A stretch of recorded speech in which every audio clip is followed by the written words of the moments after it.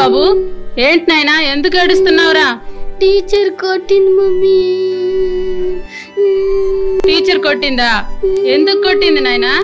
కిరణ్ గాడి పెన్సిల్లు దొంగిలిచ్చినానని గట్టిగా కొట్టింది మమ్మీ. ఏదో చిన్న పిల్లాడు పక్కవాడి పెన్సిల్ దొంగిలిస్తే తప్ప? బుద్ధి లేని టీచర్. మీ డాడీ వచ్చిన తర్వాత చెబుదులే, ఊరుకో.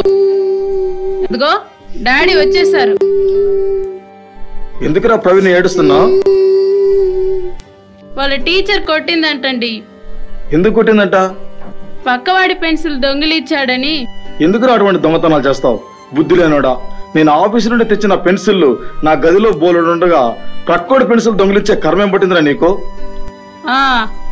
బాగానే చెప్పారు. మీరు ఆఫీస్ నుండి దొంగిలిచ్చి తెస్తే వాడు స్కూల్ నుంచి దొంగిలిచ్చి తెస్తున్నాడు. తండ్రికి తగ్గ కొడుకే. మనమే బుద్ధి లేనోళ్ళం. చెప్పి నీవు చేయకపోతే